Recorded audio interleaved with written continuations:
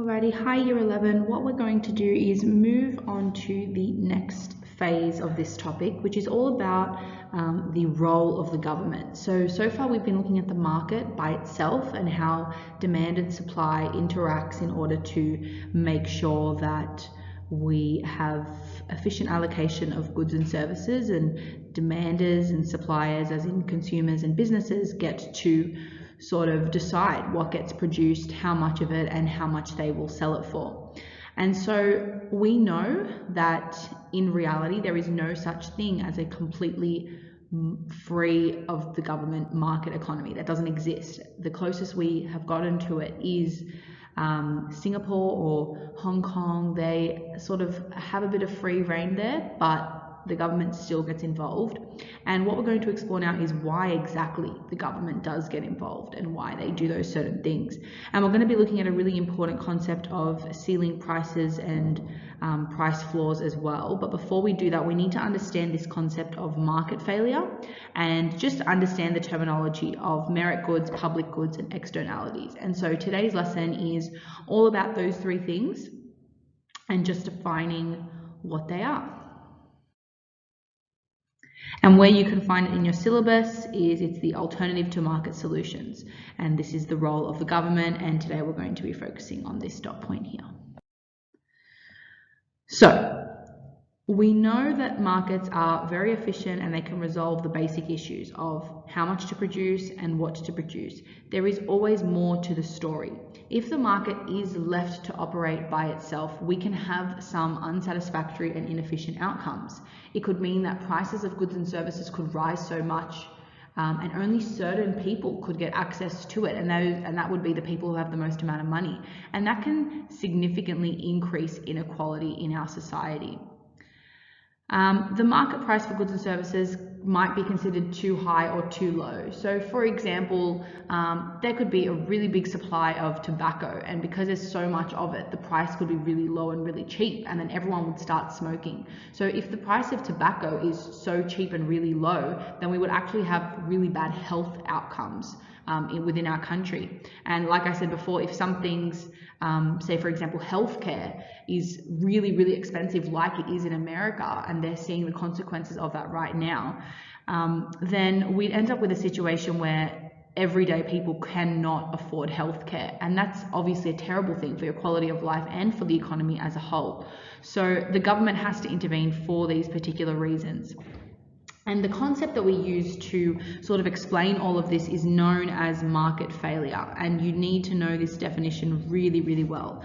And market failure is any sort of circumstance that occurs when the price mechanism, and remember our price mechanism is demand and supply, the price mechanism only takes into account the private benefits and costs of production for consumers and producers, but it doesn't include the indirect costs that can happen as a result of producing a good or service, such as damage to the environment. So for example, when you're creating, let's say, timber tables, so tables made out of wood, in the supply and demand curve, which we know the whole process as the price mechanism, the price and the cost of producing and the cost of paying for the particular table, the wooden table that you're buying, only considers the cost of producing the timber table and the price that consumers are willing to pay. It doesn't take into account the cost that it does to the environment in order to deforest a whole forest worth of trees in order to get that timber. So the market, as a free market, fails to take into account indirect costs. So costs that consumers and producers don't feel, costs that maybe collectively as a society we might feel. And very often that could be damage to the environment. And so when this occurs, this is when the government has to intervene in the market. So just following on with my example about tobacco. So the price mechanism takes into account that tobacco is really cheap. There's lots of supply of the tobacco plant and it's really cheap to produce. And so there's lots of demand for it. The price is low and lots of people are buying tobacco. But that doesn't take into account the indirect costs of the unhealthiness, the potential lung cancer that people could get, the passive smoking, emphysema, all those different things is not taken into account in that price mechanism. And therefore, the market will allocate it in a way that really doesn't take into account all the benefits and costs associated with it. And so the government has to intervene, and they have, by imposing a tax on tobacco or putting advertising and packaging rules on tobacco. They've intervened in that way in order to warp the market a bit to produce better outcomes. All right, so this particular graph is the graph for market failure. So if you ever have to explain the concept of market failure, then you need to be incorporating this diagram in one way or another, because it, first of all, will help your responses, and it will support what you're saying, and it visually explains the idea. So if we're looking at our price mechanism here, our equilibrium, we have our quantity and our price as we usually would, and we have our demand curve over here, and we have our original supply curve here. Now this is the supply curve where it says the private costs. So remember how I said before that the market forces only show the private costs and benefits that consumers and businesses will get from selling a good or service. So traditionally, this is what we start off with here. And at this point, we can see that when we only take into account the demand for goods and services and the private costs that suppliers get to benefit from, we will see that we have a higher quantity, QM, supplied, and a low price. So things are cheaper and people are going to buy more of it. But market failure has occurred here because it doesn't actually take into account the social costs. If we did take into account the social costs, we would end up with a graph like this, because the costs now would be significantly higher. So if now a company has to take into account the social cost of producing something, so let's just keep going with the tobacco company, because it's unhealthy for people to smoke, the government is now imposing a sort of tax on tobacco companies, saying, well, you're producing an unhealthy item, so you are going to have to pay for that. And because that now increased their cost of production, that leads to a shift to the left of the demand of the supply curve. That's a decrease in supply because it's a non-price factor that is making it more expensive to produce tobacco, and that is going to decrease supply in this case. Now, when we take into account the social cost, we see that there's a decrease in supply overall.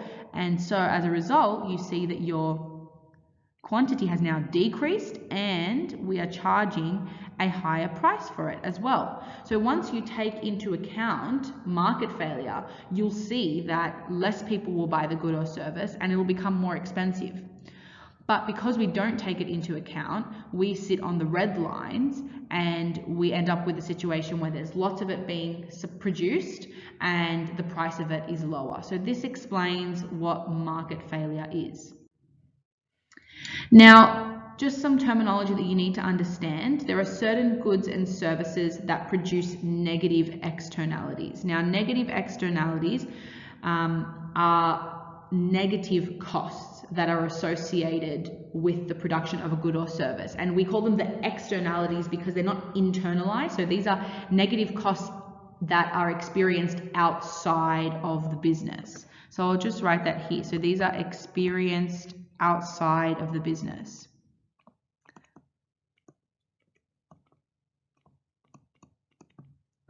That's why we call them externalities. And these are negative, so they are bad things that happen as a result of the production of a good or service, and these consequences are felt outside of the business is what we're heading with here. So obviously there are normal costs of production such as your cost of labor, your inputs and your overhead costs, but there are sometimes unintended costs to society as a result, and that could be, like I said before, the lung cancer and the unhealthiness of the tobacco. It could be the pollution and environmental damage. We call these negative externalities. They are the costs, the unintended costs of production that are negative to society, and examples include pollution and environmental damage. Now, the government can do something about this. They can then say, okay, well, you can only produce a certain amount of this stuff. They can intervene in how much quantity is actually produced, and they can do that by imposing a tax.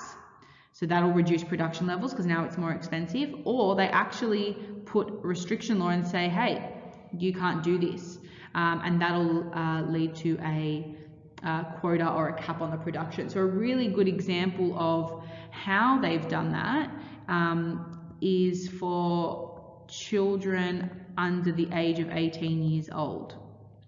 So what they've done is they've actually enacted a restricted law that says you can't have any alcohol unless you're over 18 years old. So by doing that now, because of the negative externalities associated with young people getting drunk and the impact that it has on their brains, because their brains have not fully developed until they're 18 years old, because of that reason, they've prohibited that. So they've stopped that negative externality from occurring, and that essentially reduces the quantity supplied and produced of alcohol. Can you imagine now if every kid under the age of 18 could now legally purchase alcohol? The supply of it will skyrocket, especially because kids under the age of 18 don't understand the full consequences of it and just want to experiment. So the government has intervened in that way. Now, a positive externality does pretty much the exact opposite of that. So it's a benefit that's felt externally to the business, but it's a positive benefit that has happened as a result of the production of a particular good or service.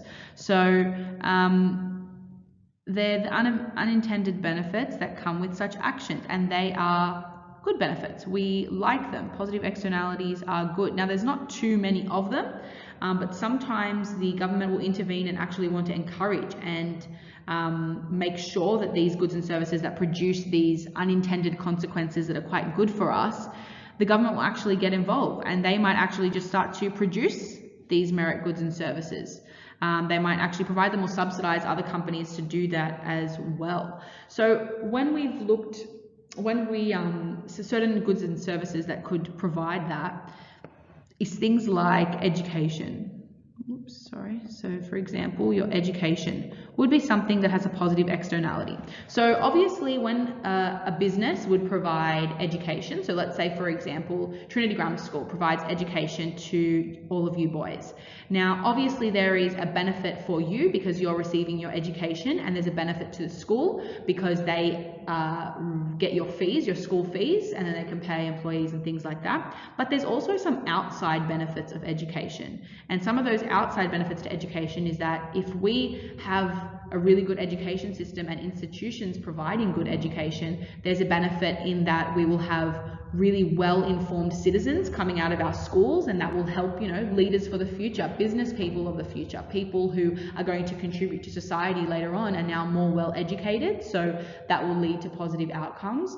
Another thing could be that in terms of education, we will have less people in poverty, because if you have a really good education, there's a likelihood of you getting a higher income job or proceeding to get a better job, and in that case that means we'll have less people in poverty and less inequality overall, and that has really good benefits for everyone.